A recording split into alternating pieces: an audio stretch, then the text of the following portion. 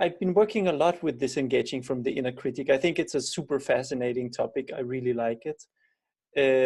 I really like it because I find that that is part of the inner work that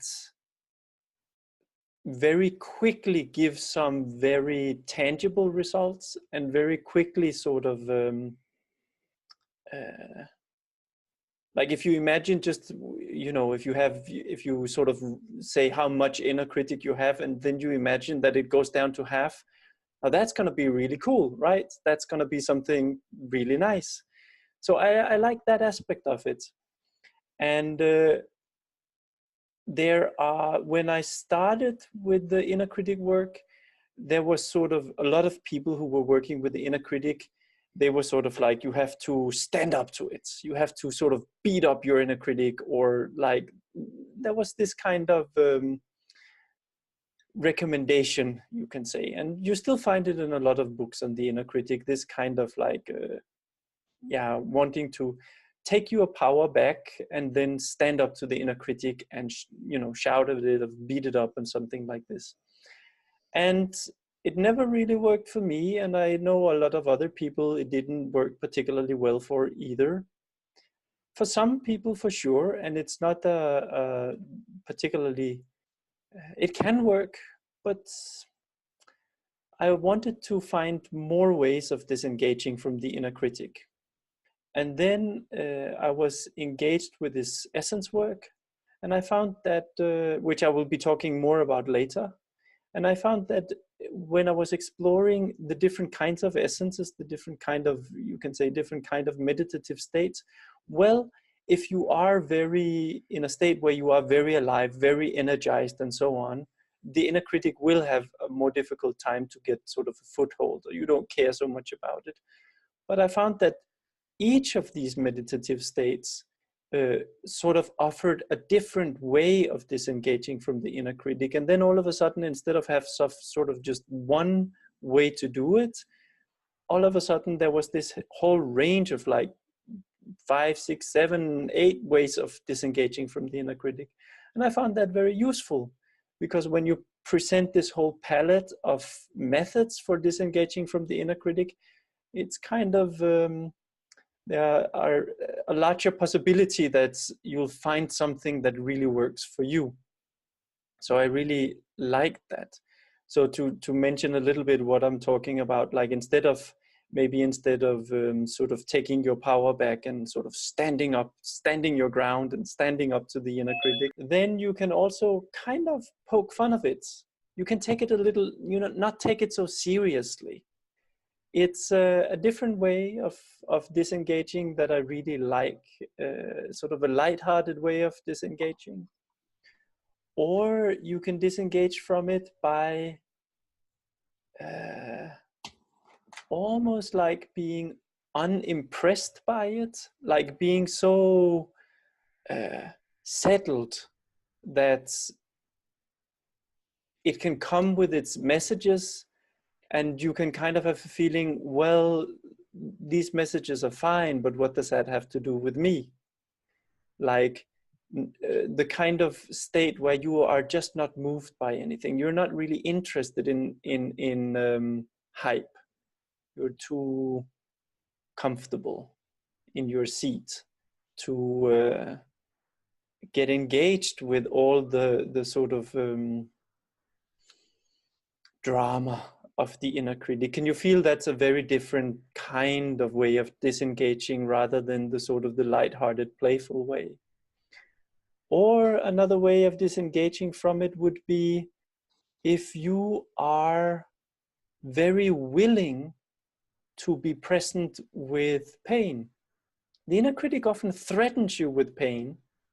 So if you are willing to be with your pain and comfortable being present with your pain, the inner critic has a hard time, because it comes and goes, like, if you don't change this or something like this, then, you know, disaster is going to hit, or it's going to be painful. And you go like, okay, I can be with that. I'm willing to be with that.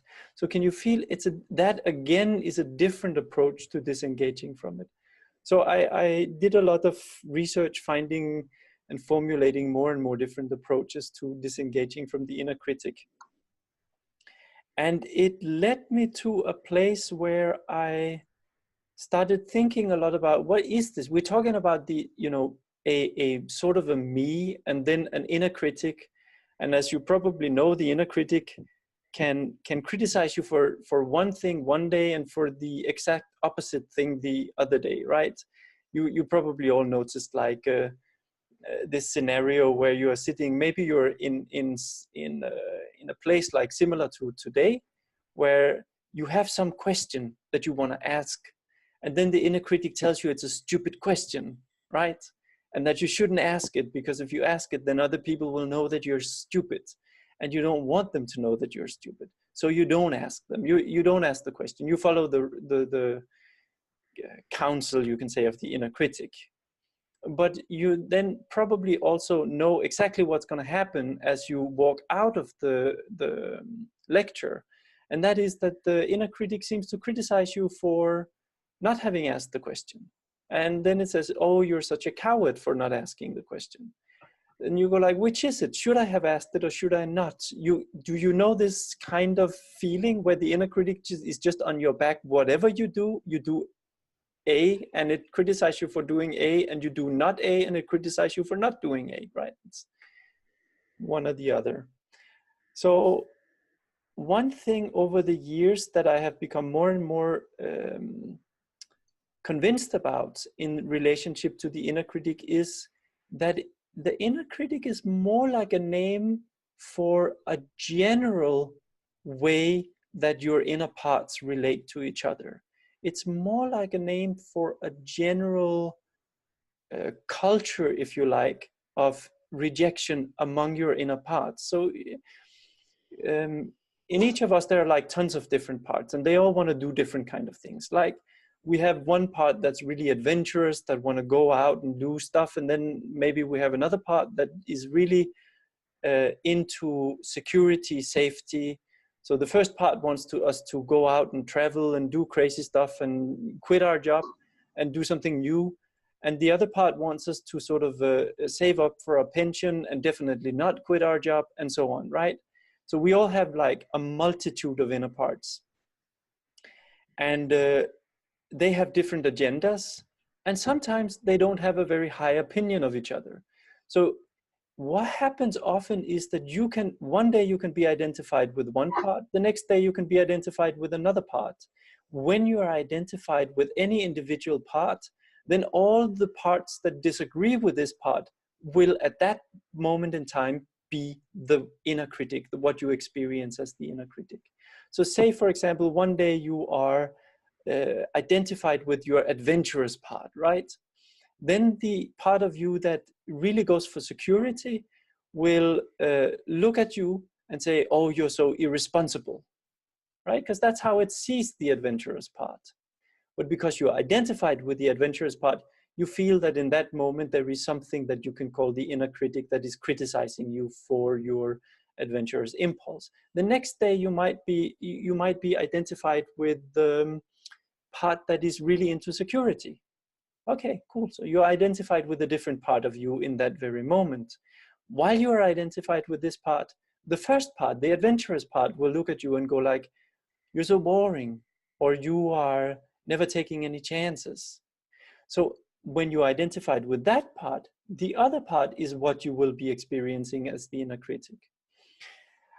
For me, this is an important thing, because if it is a general way that your inner parts view each other, a general sort of culture of rejection among your inner parts, then a way of working with the inner critic is that to say, whatever part you are currently identified with, look at the other parts and try to understand them.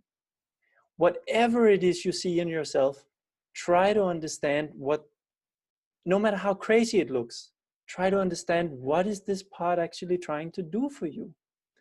And assume that it is probably trying to do something absolutely wonderful for you. You just don't get it. And maybe its methods are a little unpolished. When you do this, when you, as you are identified with one part, take on this kind view towards all your other parts, then the next day when you are identified with one of these other parts, you will be met with kindness, because that is what you began cultivating when you were in the other part. Does this make sense? How? And so it becomes like, for me, the work with the inner critic becomes a work of, yeah, cultivating this kind way of looking, especially at the parts that you really don't like.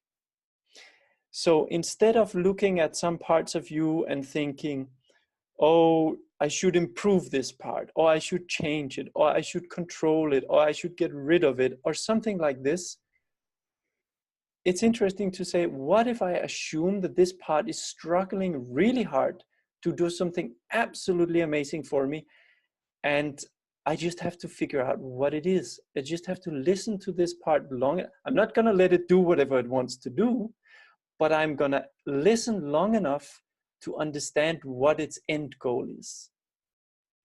So this is like the basic way that I like to work with the inner critic. And I think that the essences that I'm going to talk about in a little moment they are very, very helpful for developing a whole broad range of kind ways to relate to the other parts in you that you are not identified with in any given moment. So yeah, that's a little bit like a short sort of introduction to how I like to work with the inner critic.